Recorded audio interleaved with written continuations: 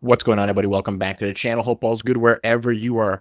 Bill Maher had a Newsweek journalist on his show last night, and I know her name. I'm just going to mispronounce it, so I'm not going to bother. And she absolutely schooled him on why it's important to have America first policy, schooled him on free trade, schooled him on Trump's stairs. He tried to set her up by saying that she must regret voting for Trump, and she just laid the smackdown on Bill Maher and his audience of clapping seals. Let's have a look. Okay, just like I said, we don't have time to fuck around. I go right at you because I've known you for a while, and when I first read you, you were a conservative Republican, but not crazy. Like I read you in where? Newsweek, Time Magazine? And I'm not saying you're crazy now, but you went from just a conservative, leaning right to a Trump supporter. Okay, someplace I would never go. And the night is young, Bill. it is not ever going to be that young. And I'm just wondering what you think now. We're approaching 2 months in. You must have a feeling in your gut. Look me in the eye and tell me you don't. That this is really going badly, and I shouldn't have thrown my lot in with this team. Oh, no, I feel the opposite. All right. Tell me why. I'm so sorry, Bill. No, tell me why. No, I feel so proud of... I was never a Republican or a conservative. I was a leftist, and I am still a leftist. I'm just a MAGA leftist now because... That makes no sense.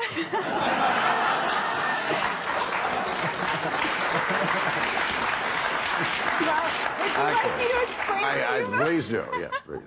When I look at what President Trump ran on and the agenda that he's enacting right now, he took a Republican Party that was built on social conservatism, foreign interventions and wars, and free trade and free markets. And he basically took an axe to all of those. During the campaign, he said, look, he's pretty pro-gay. That's pretty obvious. He appointed the highest-ranking out gay person, Scott Bessent, our Secretary of Treasury, which is incredible.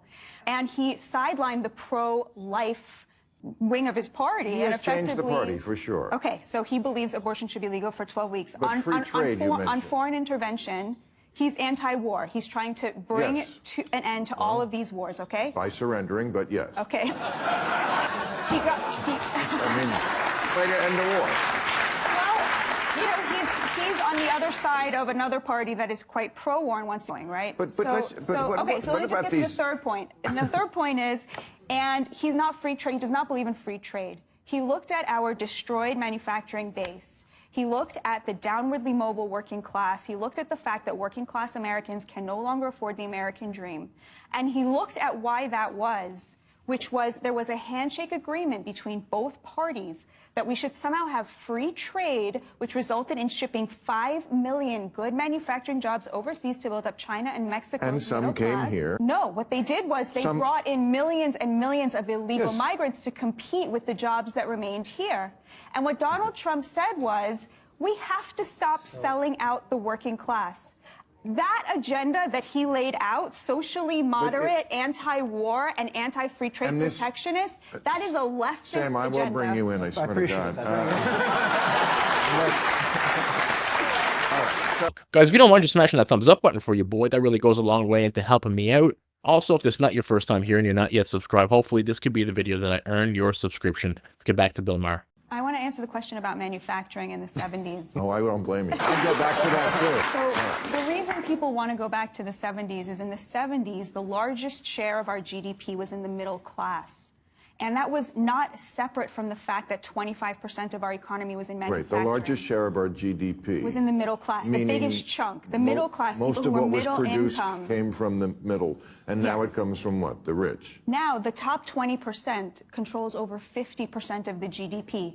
Our economy was an upward funnel of wealth, and the largest share, which used to be in manufacturing, which gave a lot of working class people a middle class standard of living, now the largest share is in real estate and finance, meaning that asset-rich Americans are controlling over 50% of the GDP, and they have left the working class out of all of that prosperity that was generated.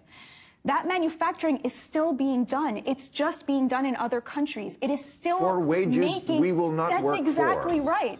You're right, Bill. That's what the tariffs are for. They are to make American workers more competitive in the global market. Why are we accepting that there should be a race to the bottom? China, what is its competitive advantage over us? It's that it pays slave wages. Why should we accept that? They're still manufacturing our PPE, our pharmaceuticals, our cars. They're making all that stuff. Trump says there are 5 industries that we cannot have any kind of national security without having a stake in them. Pharmaceuticals, lumber, steel, aluminum, and I forget what the 5th one was. But these are really important, that we have a stake in the manufacturing of the things that we need as a nation, so that when China decides that it wants to go to war against us, we're not relying on them for steel and aluminum in order to fight them. Okay. At least that's an answer. If Bill Maher's TDS wasn't so bad, I think he would appreciate some of what Trump is doing. Trump is not far right. And I think if he opened his eyes, he could find a way to agree that a lot of what Trump's doing is very good for America. And with these tariffs, will some stuff cost more initially? Maybe. We'll have to wait and see. But for example, if you're buying, I don't know, some expensive French wine from France, and it happens to be more expensive, you know what you could buy? American wine. Or you can just pay a little bit more. Because sometimes in life, unlike these leftoids that want to keep illegal immigrants into the country so they can have cheaper fruits, because you don't have to pay those people much to work, yeah, your fruit might go up a little bit. Maybe. But isn't that worth it to have a safer country, to have rule of law, to have all the luxuries that we have in the West? As she mentioned, Trump has halted mass illegal immigration. The numbers are the lowest they've been in forever. The price of eggs, the left was going on about the price of eggs. They've finally gone down. We have a homeless crisis, a fentanyl crisis, a housing market crisis. The price of houses versus the price of salaries versus what an average American salary is insane. Having an America First policy, especially right now, is as important as ever, especially with Doge finding all the government overspending. This is how inflation gets bad, is because of wasteful government spending. And Trump is fixing that, and I am here for it. Congrats on this girl for standing up to Bill Maher on his own show. Love it. Love it. Hope you enjoyed the video. If you did, smash that thumbs up button. For your boy, consider subscribing to the channel. Help it grow. I'll catch you in the next one. Peace out, everybody.